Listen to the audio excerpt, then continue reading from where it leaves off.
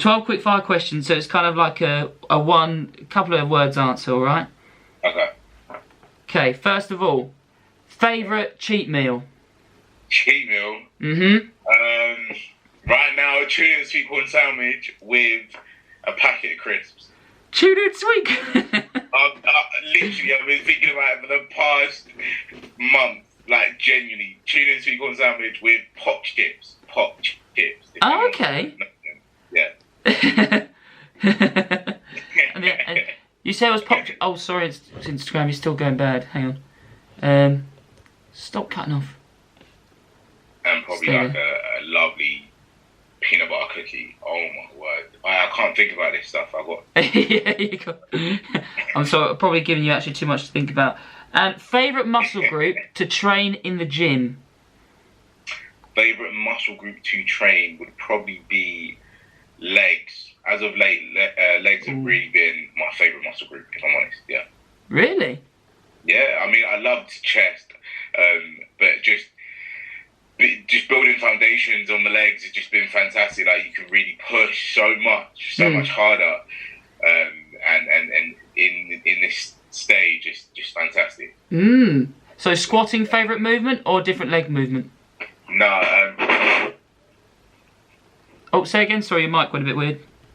Hack squat. Hack squat, beautiful choice. Yeah. Okay, the favourite worship song. Favourite worship song. I mean, the one in my head right now is "As the Deer Panteth." It's a Psalms by David. Oh yeah. As the deer pants for the water, so my soul longs after you. I've never heard of that. I thought I would have heard of this. So that is a worship song. I think it's Psalms 23. Oh, okay. I'll double check that. You need to send me a link to that because I don't actually know that song. That's cool. Sure. For sure. Okay, if bodybuilding wasn't around, what sport would you choose instead? Oh, maybe. You had CrossFit in my mind then. Get that out. We'll convert you. Conversion. I may still just be in football or, like I said, swimming. Oh, okay. Really interesting. And so I used to play football, but swimming is just awesome. Just love a water sport maybe. So yeah. Nice. And then the favourite bodybuilding competitor that you like look up to? Well, not look up to, but maybe watching. Favourite bodybuilder? I mean, probably just my coach, AJ. AJ? Absolutely. Yeah, just an awesome guy, man. I don't really watch a lot of people, if I'm honest. No? But yeah, AJ's sick. AJ's awesome. He's good, man. He's go on holiday, do you prefer sunny or do you prefer cold? Sunny. Sunny? No doubt. Oh yeah. Favourite supplement? Favourite supplement has to be... Oh, turn around. I thought you had like your supplement stack behind you there. Probably has to be just some form of ISO, whey isolate. Oh yeah. Been using that recently as I've just started getting into oats. I haven't now. Yeah. Just a ridiculous addiction. So the isolates that I've been trying out have been fantastic. So yeah, I've just been putting them in. Oh, nice. The should you never say cardio to a bodybuilder? You should definitely never say cardio to a bodybuilder. I mean, chucked out the gym.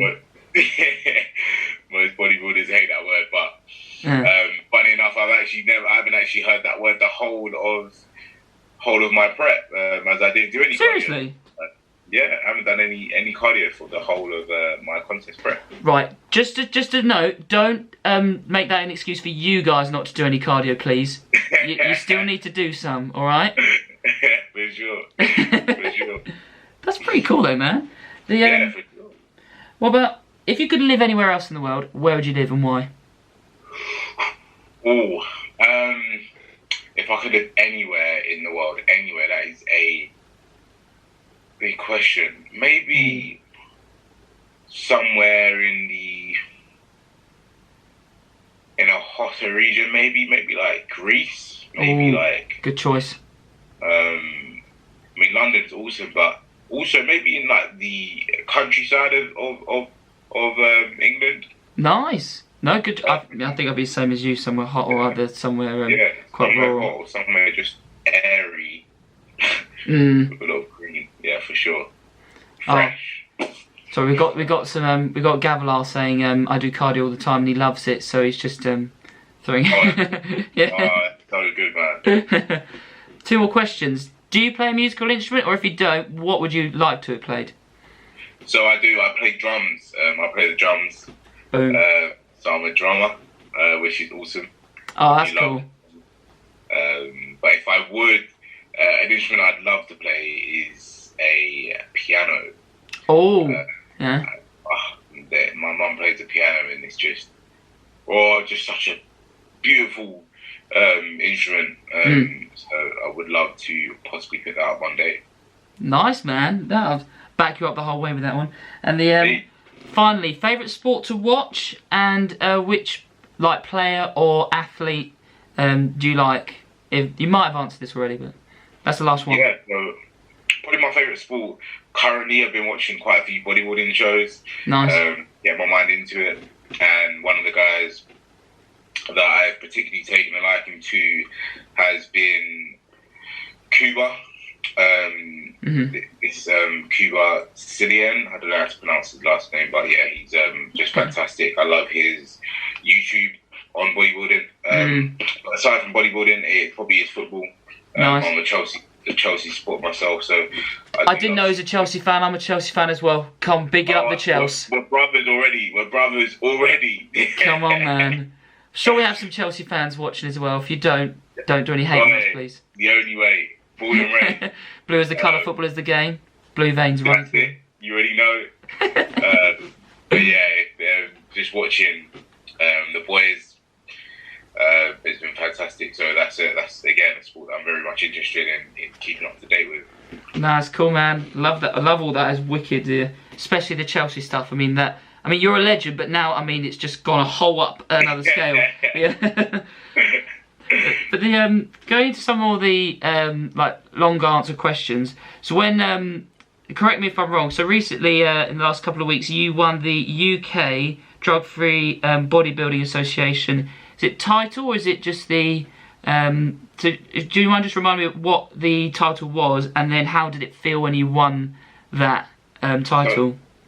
So I think it was the UKDFBA International Junior Championship. So it's just one. What's the word? One competition under the World Bodybuilding National Federation. So this is like the England one. So you can get competitors that come from abroad to compete in this category. And so I won that, which was fantastic. Awesome, man. As a junior, so the junior category is 21 to 23. Oh, okay. Yeah. So yeah, I won that category then, which was awesome. How did it feel? It felt very surreal. Yeah. It felt awesome. Don't get me wrong, but it felt like it wasn't for me. If that makes sense, like it felt like it wasn't. Yeah. The achievement. I had achieved so much beforehand that this winning and this sort of that glorifying stage wasn't for me. It wasn't for me. It was more for the person who created me and enabled me to be up there. So I was just I don't know. It wasn't. I didn't really know how to act. So I was just very just very chill about it. I didn't really know I was going to win up until they actually called my number out. Yeah. So when I walked up, I was like, oh. Brilliant. That's fantastic. That's so cool, man. Because so yeah, it was a cool experience, man. A real cool experience. Does it mean that you can go on to compete in other competitions now because you won that one? Or yeah, I mean, even if I didn't win, I know there's quite a lot of the other guys. Well, some of the other guys that I'll be seeing in my next competition as well, as they'll be competing. But I don't really know the significance of being UKDFBA champion, apart from the fact that normally, if COVID wasn't in place, I think that we'd be off to represent the UK in the World Bodybuilding Federation. Wow. In America. I'm not sure if that was this competition or the next competition, whichever one anyway. I know there's normally an extra competition that you go for, that you go represent the corporation that gave you the award. That's well cool, man. Federation, sorry, that gave you the award. So, yeah. Yeah, 'cause it's cool to see, like, well, because I know you said you've done 2.5 years of bodybuilding already, and like the way your journey is going, it looks like you're gonna achieve great things and beyond. But the when did you actually start the body? I know you said 2.5 years ago, but like when did you start and like why? Would you say? So I think I got my first membership in 2017. Yeah. It was around the first time I had one of I just got into a job near my during sixth form, and me and my colleague at the time, who's now one of my best friends, brothers, if you want to call it like that, we just decided to go join the gym and we weren't taking it seriously. I mean, we when you get your first paycheck and you just go splash it on random things. So we went to go splash it on a overpriced commercial gym. And so we went to the gym a few times, but never really did much. And then I was still playing football at the time. After I left football, and then I switched sixth forms. I went to go do my sixth form, my A levels again. I kind of got a little bit tubby, and of football and fitness for a couple of months. I was like, okay, cool, something has to change. So I just started taking the gym a lot more seriously.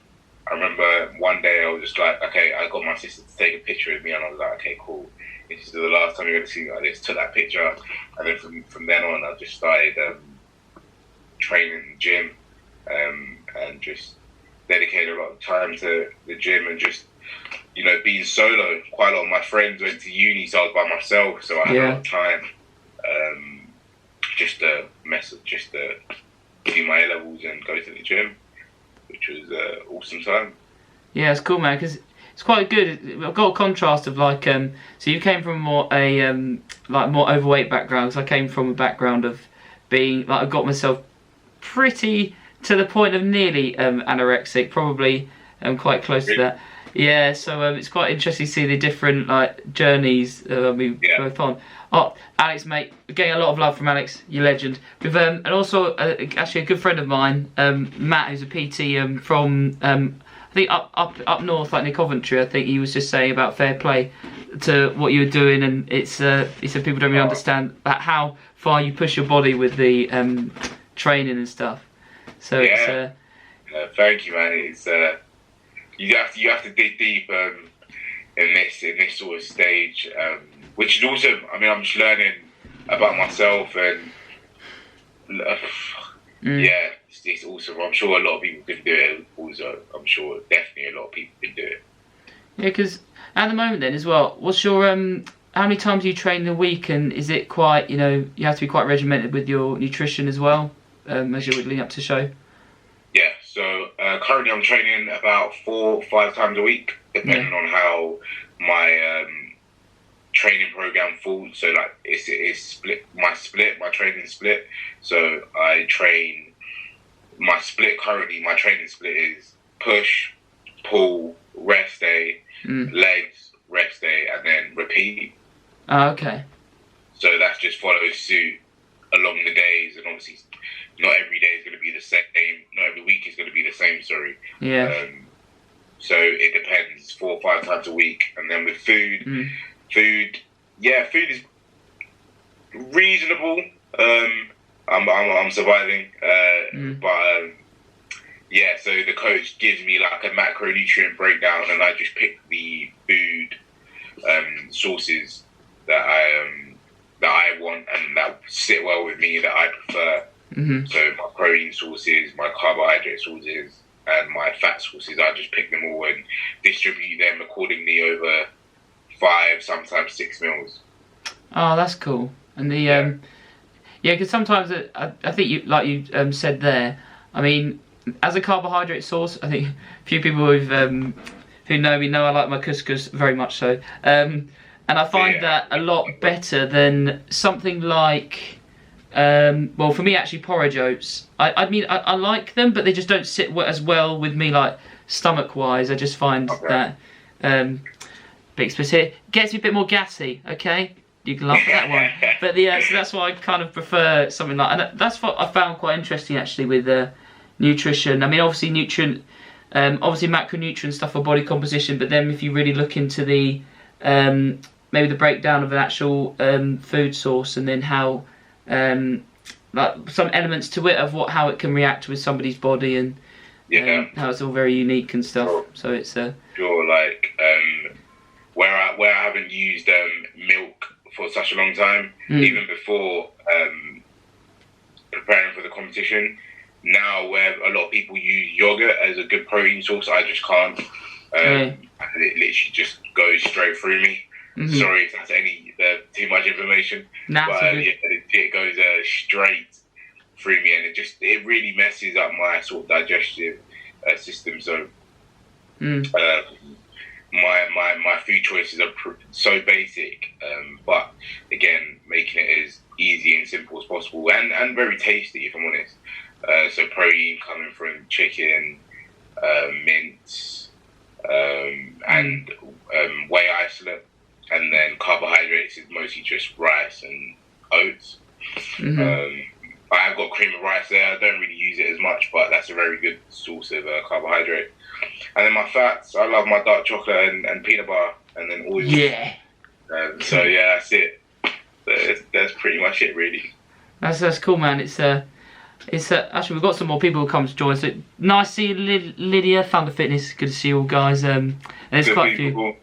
Boom. And there's a few questions, obviously, that are coming up, actually, that we'll go over at the end. It would be pretty cool. But I'll ask you one more thing about bodybuilding, then I'll move on. But with oh yeah, just out of interest, before your bodybuilding show, did you actually, you may not be able to tell us this because you're working with AJ, but did you have to carb up, or did you have to like deplete and then carb up, or you may not be able to tell us, which is fine? No, for sure. It was quite a simple process. I mean, everyone's body's different. Sorry. So for me, I'm very carbohydrate sensitive. So going into a show, having filled up on carbs would have just made me bloat, and would have just made me hold on to quite a lot of fluid. So what worked for me, and I knew this from the beginning, is actually backloading on carbs, which means that we start. So the competition was on Sunday, so we started filling up on Tuesday and Wednesday, and then as the days went on, just bringing it down slowly and drying out, to come in and bring a very solid and hard conditioned look for the day. So by that time, all the carbs have been, filled into my muscle. The glycogen stores have been full, and water is just completely dropped off. And becoming quite well. Whereby one of my competitors, who's also coached by AJ, he needs carbs right up until the show. So he will fill up on carbs right up until the show. So yeah, it works differently for every person. Does that mean he could have more food before the show then, or not? That is one thing that I'm just crossing my, just literally just not watching, because I'm crossing my arms and just like, darn it. Probably blessed with pet genetics. Yeah, literally. But it's good though, man. It was a really good experience, and that's the importance of taking your time when it comes to bodybuilding. Like a lot of people don't underestimate the season before contest prep. Again, me being new and, if I'm honest, still pretty naive to this whole bodybuilding thing, but where I've never really done like a bulking season, which definitely helps and allows for the fact that when you do diet down for a competition, you can diet down on higher calories. Which with me, I couldn't really do that because I hadn't really built my calories up in a specific bulking season. So, I see. Yeah. I get you. That's because we talked about before. Like doing this about the it's quite interesting about how you can as like over time when you're doing training, and you can like build up your almost like, because I've just found personally myself that I can now maintain with my current training on a higher amount of calories than I was used to be able to, and that's probably just because of added muscle tissue and stuff. But it's quite interesting. Now, I had a good mate of mine, Alex. He was responding to what you said. He said, my girlfriend had dumped me because protein bars gave me terrible flatulence. Oh, really?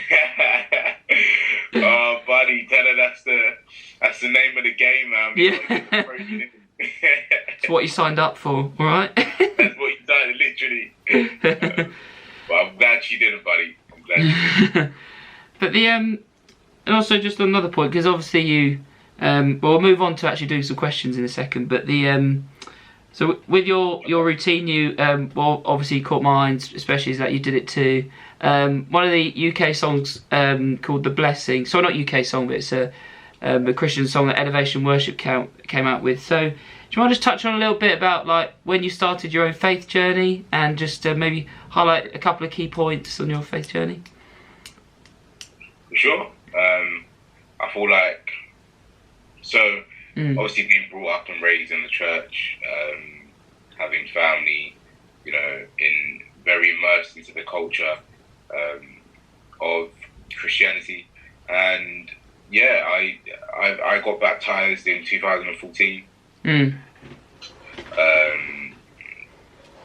you could say that I understood it, but obviously didn't understand it so well, and what I was built on wasn't as stable as to keep me afloat and to keep me being in the light, if you want to call it that. So went off to uni, and you know, you just kind of just get lost a little bit, start to figure yourself out, and it was clear that I had an identity issue.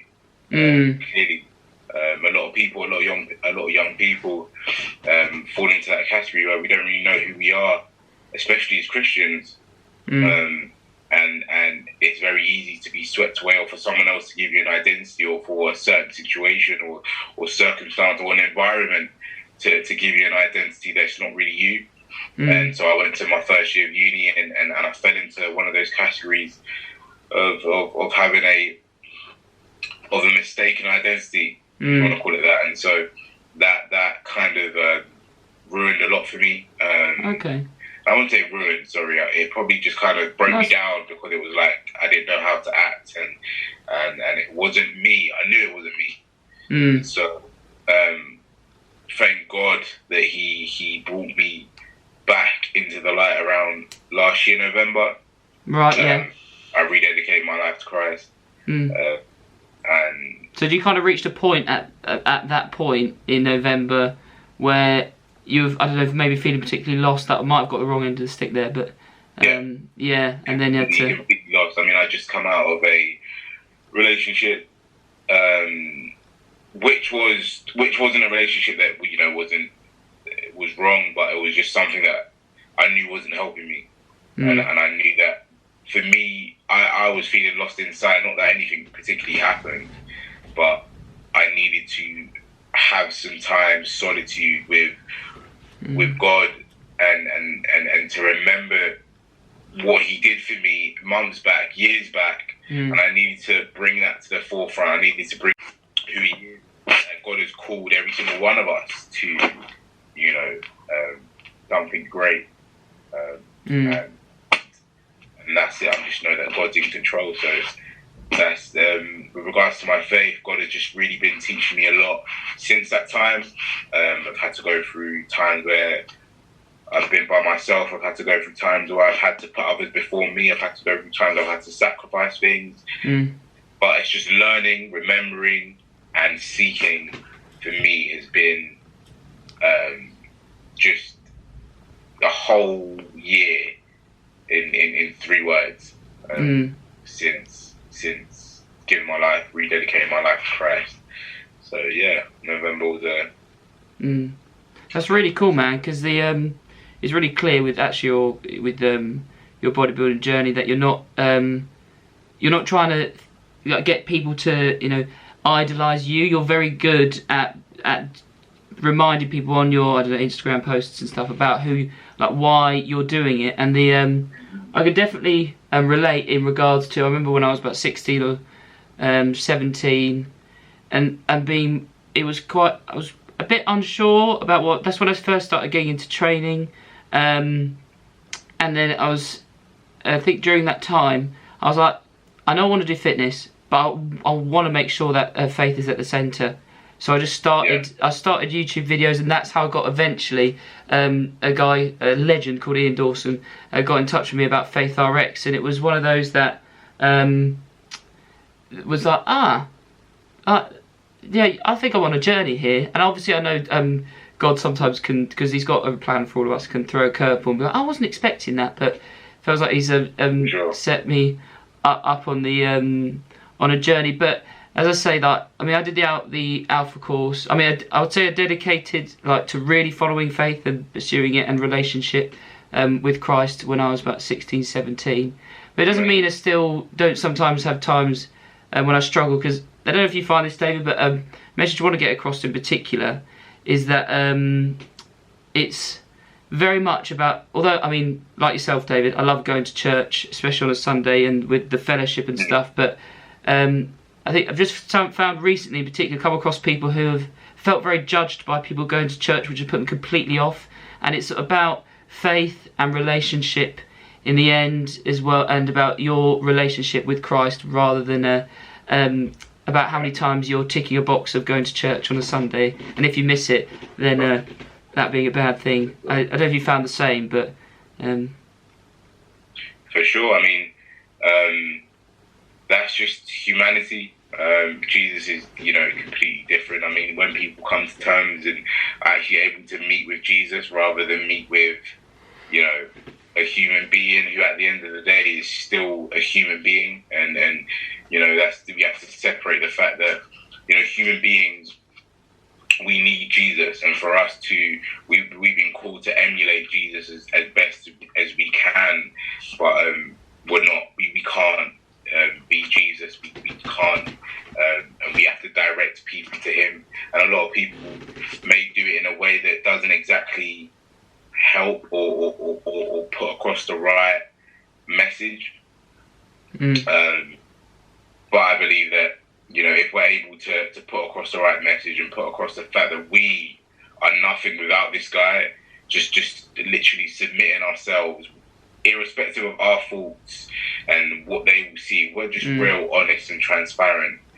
They should be able to come to terms with the fact that this guy has been accepted by this wonderful God, Jesus, and if he can accept me, he can accept you.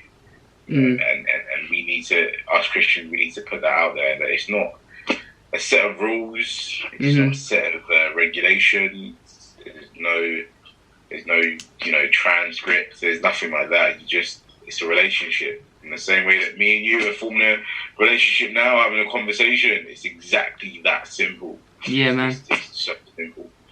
Yeah, I think you touched on a great point there about sometimes I had a few friends who have thought almost they're too far gone, to use a better expression, but of like maybe too much sin, committed to too much. I don't know, it could be abuse of alcohol, drinking, drugs, sex, whatever, you name it, thinking I'm too far now, I can't come back. But that isn't the case at all. No way. Not at all. There's nothing that you can't be redeemed from, man. Nothing. Absolutely nothing. I mean, bear in mind, the number one person that we talk about in the Bible, one of the number one main characters is Paul. I don't think anyone is as any of us have been as bad as Paul when he was called Saul. Yeah, look up Paul and Saul in the Bible. That's a great example, actually. Yeah. Yeah. Don't worry, guys. I feel like you're covered. If anything, if we wanted to put sin on a scale, don't worry, you're probably way down below. Trust me. So, definitely. Yeah. Hey, Dave, that's all brilliant stuff. I'll just move on to a few questions that we'll do for the last couple of minutes, and then we'll wrap it up. But this is brilliant, guys. Thanks for some of the questions that have come in. First of all, I think some, it wasn't a question, but Dave, you were commenting on my beard game, and actually a little bit of David's game. What's your beard game like? Have you gone for the whole? It's not there yet. I need it to come out a bit more. Like, it's not there at all.